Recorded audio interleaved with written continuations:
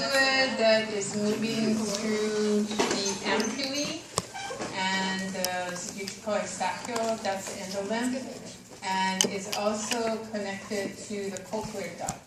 So there's going to be tissue that will produce this endolymph, actually making it from cerebrospinal fluid, secreting it, and then it flows through these interconnected membranous labyrinths. So on the cochlear side, the endolymph is in the cochlear duct only. So there's a large component of perilymph, but a small component of endolymph. But the structures that are in the cochlear duct are the ones that you're hearing with. Really, the vestibular canal and the tympanic canal are there to conduct vibrations in and take vibrations out of the cochlea. So therefore, transmission of the vibrations that will then be interpreted as a particular hearing frequency.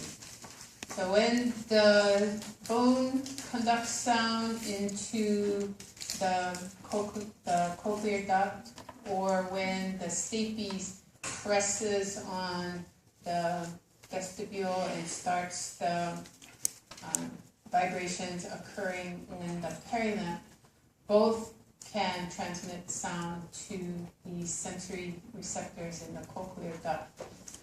The cochlear nerve will branch out. Well, actually, it comes in. It's really an afferent, but there's also efferent motor nerves going out. There will be these little collections of cell bodies. Those cell bodies spiral up with the cochlea, so it's referred to as the spiral ganglion cells, and it's just because of the spiraling up of the cochlea itself. Cochlea means in the shape of a snail, and it looks like a little snail. Okay, so foot process of the stapes. Going to set perilymph in motion in the vestibular canals. That vibration is going to go up these turns. Wherever it gets to the point where the vibrations here, they're always going to be transmitted through the cochlear duct to this basilar membrane. But at the point where that basilar membrane starts to vibrate, then you can start to send action potentials to the brain. So high frequency sounds, you're going to sense it at the base here, where the basilar membrane is very narrow and it's also very thick. It's going to respond to high frequency sound, but not to low frequency sound. As you start to spiral up the cochlea, the bony processes that suspend this basilar membrane start to get smaller and smaller. So the basilar membrane gets wider and it gets thinner. So then it can respond to the lower frequency sounds, because now it has the ability to distort due to these low frequency sounds. The lowest frequencies, you'll hear it up at the apex, at the apical turn. The highest frequencies, you'll hear it down at the base of the cochlea. So intermediate frequencies, somewhere in the middle there. The vestibular duct conducts the sounds. The vibrations here set this membrane in motion, which then causes vibrations in the cochlear fluid, the endolymph. That maybe sets the basilar membrane in motion. Depends on the frequency of sound. When the basilar membrane does vibrate, it will shove these inner hair cells up into this tectorial membrane, and then they will get distorted in the direction of their tall stereocilia. That tall stereocilia is not called a kinocilium. Kinocilium, for some reason in the cochlear duct, disappeared. It's just a little remnant of it there, but it doesn't exist in the cochlear duct. But for the distortion, if you shove towards the tall remaining stereocilia, you get depolarization. You turn it, if you bend it the opposite direction towards the short stereocilia, then there's a decrease in frequency of action potentials. So functionally, the receptors are identical. Anatomically, the difference is the vestibular apparatus has the kinocilium and the cochlear duct does not. But functionally, they're operating the same way. If there's no sound, background levels of action potentials go to the brain. If there's an increase in the vibration of the basilar membrane such that the inner hair cells can get shoved into the tectorial membrane, then the receptor will be depolarized and action potential will fire in the cochlear nerve. The outer hair cells, you don't hear with your outer hair cells. Your outer hair cells are controlled by motor nerves. Your inner hair cells are afferent, so you actually hear with them. These outer hair cells are embedded, their stereocilia are embedded in the tectorial membrane.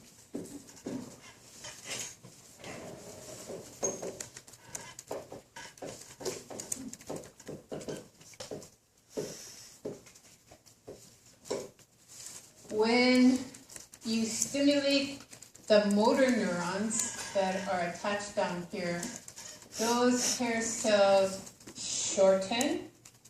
All of their little contractile filaments inside shorten, and they pull on that tectorial membrane, and it stiffens. So any vibration that's happening at the basilar membrane is going to be insufficient to get the inner hair cells pushed up into the tectorial membrane. They can't reach the tectorial membrane. So those sounds are going to be eliminated. If those motor neurons don't fire, then you do hear those frequencies. But when you want to tune out sounds that are unimportant to you, or attempt to tune out sounds so that you can focus on what you want to hear, then your brain will fire these afferent neurons. And they will, the efferent neurons, and they will tense the tectorial membrane. At that point, you are unaware of those sounds if you successfully inhibit the ability for the inner hair cells to depolarize. So right now, it's sitting in this room. You hear the fan, the buzzing of the lights. When I was talking, you didn't hear those because you were paying attention to what I said. So you tune out those sounds. That's these outer hair cells being stimulated to contract and pull on the tectorial membrane, and you tune out those frequencies while you're paying attention to the lecture. Some people can't tune out those extra sounds, and they go absolutely crazy in crowds because they hear so many sounds and it's all confusing and they can't pay attention to any particular thing because everything is coming in at high intensity. What else do I want to say here? Well, there are a lot of support cells, blah, blah, blah. You don't have to know about it. So know that you hear with your inner hair cells. If you want to tune out sounds, then there are motor nerves. There are actually more motor neurons that are going to these three sets of outer hair cells than there are afferent neurons leaving the inner hair cells. So functionally, you hear with your cochlea, that's sensation, so keep it as a sensory nerve, but there's a lot of motor involvement as well. So cochlea fires, low frequency in blue, that's at the top of the cochlea, at the apex. High frequency, they're color coding it yellow, That's at the base of the cochlea, and medium frequency sounds, they have it coded in red. The axons from the base of the hair cells at the base of the cochlea, they will travel through this pathway to a very specific part of your primary auditory cortex. It's the most internal, the closest to the insula. And the base will be closest to the surface of the brain and your medium frequencies in between. Of course, they're much more discrete, and the better your ability to determine different pitches, the more you train your brain to distinguish, to send the A sharp to this part and the A natural to that part. And you get to learn your A from your A sharp, and then you fine tune that within 100 parts. So you look at what musicians use when they are determining whether they're in tune. Each note is divided into 100 parts. You have 50 parts for the sharp, it's too sharp, and 50 parts where it's too flat. And most people who have good discrimination, when it's 1/10 to 2/10 off in either direction, they already know it's sharp and flat. So perfect pitch, they just learn that really, really fast. They still have to train the brain, but they learn it quickly. And then there are people who are tone deaf. They really can't tell A from a B from a C. They don't know. It all sounds the same to them. So they have very little inability to distinguish the sounds. Pathway, cochlear nerve goes to the cochlear nucleus. Yay, makes sense. It's the same thing. There are other things in between. There are olivary nuclei that are in between these, but they're not on the picture, so I won't test you on that.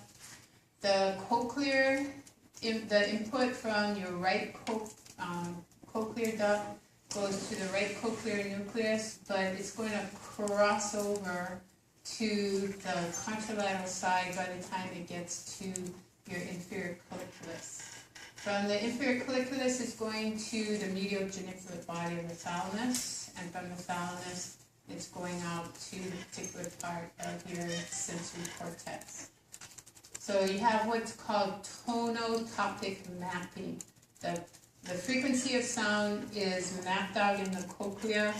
Base is high frequency, and apex is low frequency, and your primary auditory cortex is also mapped high frequency inside, low frequency at the surface. Your eye, various parts of the eye, we've got the pupil there, it's controlled by constrictor muscles and dilatory muscles in the iris. And the white is a very thick connective tissue tunic called the sclera. From the edge of the sclera and the beginning of your cornea all the way across there, that clear tissue is your cornea.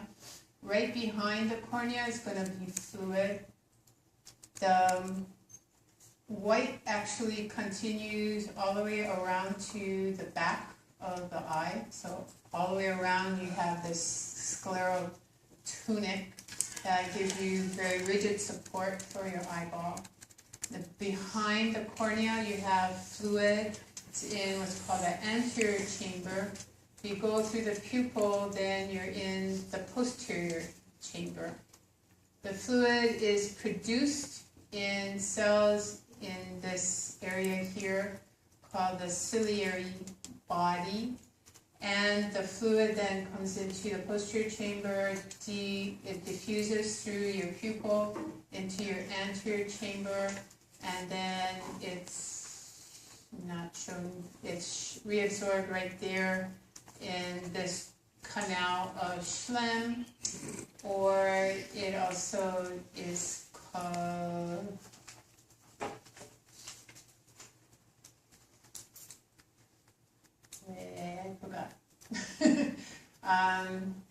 So canalism is fine. Has something to do with the corner there. Now, if I think of it, I'll let you know. Okay, so ciliary body will also contain muscles that are going to contract and relax and change the shape of the lens. So when the muscles contract, this is kind of strange. It doesn't contract away from the lens, it contracts towards the lens. So the muscle bulges in towards the lens and these little ligaments become lax, and then if you're young enough, your lens can then bulge and then refract the light more strongly. When it bulges, that's because the object has gotten close to your face. So your parasympathetic reflex to an object coming near to you, the near response is to relax, to contract those muscles, relax the suspensory ligaments, the lens will bulge, and you focus light more strongly. Separate muscle control for pupil, you have pupillary constrictor muscles, and then you have pupillary dilator muscles there. These are under parasympathetic control, but via the oculomotor nerve. Well, actually, this is via oculomotor nerve too. So generally, when you have a near response, if you watch somebody who has light enough irises, when the object comes close, first thing is your oculomotor nerve causes your eyes to cross, to converge. You watch the pupil constricts, and then the lens you can't see, but the lens will bulge. So those three responses are part of the near response. Your eyes converge to keep focus on the object. The pupils constrict because you don't want peripheral light confusing the retina. You want the light only from that object. So constrict the pupils, and then light that's coming from the near object goes straight through the pupil. Peripheral light doesn't get through the pupil. And then thicken the lens so that you can bend the light more strongly and maintain the focus on the fovea in the back. The back of the eye behind the lens has a gelatinous body called the vitreous body back there. Remarkably, this gelatinous body doesn't refract light very much at all. So the strongest light is the refraction of light, if you remember your physics, is based on the difference in the media that the light is going through. So it's going through air, and then it hits cornea. That has the greatest refractive index difference. You're going from the cornea to the aqueous humor, there is a smaller difference in the refractive index. From the fluid to the lens, also a small difference in the media. From the lens to the vitreous body, a very small difference. So almost zero refraction occurring at that point. So most of the light is refracted at the cornea. Okay, so the greatest difference between air and tissue at that point. The greatest amount of refraction happening there. The light, your pupil will adjust its aperture to help, and your lens will adjust its thickness to help to refract that light to get it focused on the fovea. So the fovea, if you look at the axis of the eye, it's straight behind the middle of your pupil. So light from a very far object, you will be able to focus it straight back on the fovea. On a near object, you're going to have to focus, you're going to have to bend the light more strongly. So bulge the lens, constrict the pupil, get the light going through a narrow channel and then refract it as much as you can to continue to focus it right on the back into the fovea.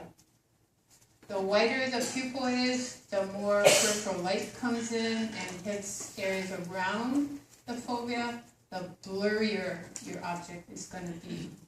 So when you have night light, so at night you have very diffuse light, your eyes are wide open, dilated, and you look at objects out there, they look very blurry. You turn on the light, immediate reaction is too bright, but then you start to see the objects more clearly. The pupillary constriction gets light to focus on the fovea. At the fovea, you have the greatest number of rods, the greatest number of cones, and that gives you the greatest sharpness for your image. Rods are more in the periphery, and they're going to respond to low light, but they're also going to create a blurrier image. So named for their shape, the cone has a conical shape, and the rod is more or less columnar in shape. The rods and the cones are the furthest in the back of the eye. So light comes in through your cornea, through the aqueous humor, through the lens, through the vitreous body, and then it goes through the ganglion cells, it goes through your horizontal and your amacrine cells, bipolar cells, and then it hits your photoreceptors. It's remarkable that your vision isn't blurry because light hitting cells and bouncing off the cells, but they have very little contribution, very small contribution to refraction of light. It's almost zero. Any light that goes past the photoreceptor is going to get absorbed in the pigment layer back here, and it won't bounce back forward and then cause blurring of your vision. Photoreceptors, the rods, they can pick up one photon of light. That's how sensitive they are. And so the lower the light, the wider the pupil, more rods involved. These are going to be outside the fovea. You're going to have more blurry vision at night. Fovea has the highest concentration of cones. You need a bright light to get the cones to respond. So bright light, the pupil constricts, light goes back to the fovea. You can tell reds, blues, greens, yellows, any little huge changes in between. You also, with these horizontal and amacrine cells, you can fine-tune the light stimulation so that you get edges on objects and you get textures on the object. So these are helping with fine-tuning what you're seeing. So you do see edges to objects and you see textures in the object. The bipolar cells are stimulated by activation of the receptors. The receptors stimulate the bipolar cells stimulate the ganglion cells, and they fire to the brain. I told you that there are photosensitive ganglion cells, so they will respond to bright light, and they will fire before the photons stimulate the receptors in the back of the eye, and your pupil will already start to constrict or dilate depending on the intensity of the light. So cones, rods, different pigments. We had time to go into Sherwood. We could learn more about that. So your field of vision, right visual field, they've color-coded it red and green, left visual field, blue and yellow. Your left visual field hits your lateral retina of your right eye, medial retina of your left eye. And red and green hits lateral retina of the left, medial retina on the right. You've got to get these visual fields together. So the medial visual field retinal cells will connect with